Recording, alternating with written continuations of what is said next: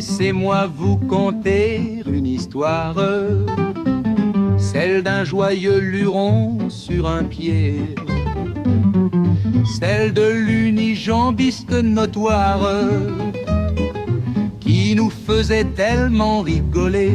On l'appelait Cloche-Patte, bout en train sur un pied, sautillant les bras en l'air quand il nous saluait, prenant les jambes à son cou, on croyait un kangourou. On l'appelait Cloche-Patte, bout en train sur un pied.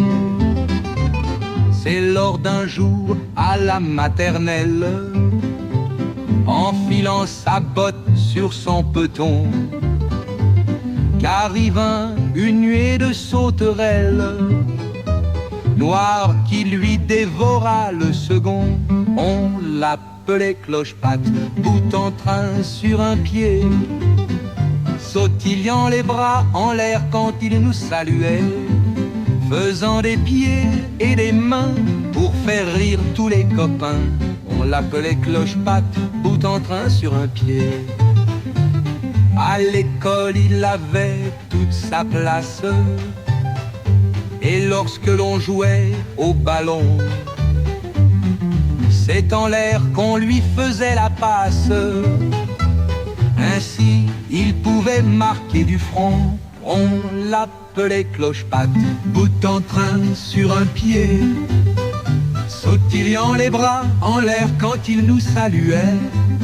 Quand on lui cassait les pieds, il nous demandait de lever.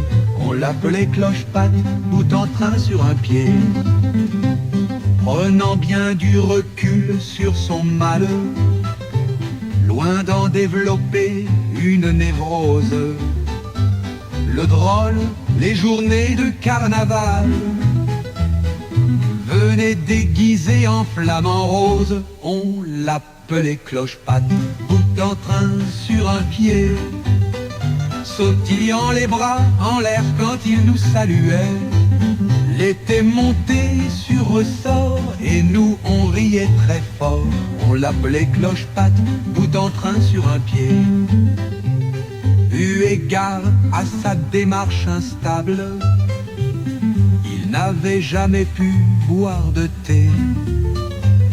Avant même d'arriver à la table,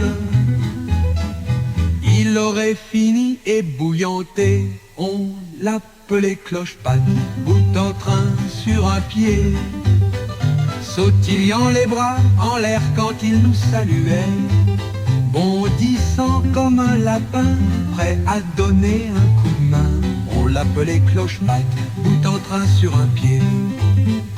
La morale de l'histoire de Cloche-Patte, c'est qu'il n'y en a pas en vérité. Lui-même c'est en charriant les tujates qu'il arrivait à prendre son pied. On l'appelait Cloche-Patte, bout en train sur un pied, sautillant les bras en l'air quand il nous saluait. On ne peut que lui souhaiter trouver chaussures à 100 pieds. On l'appelait Cloche-Patte, bout en train sur un pied.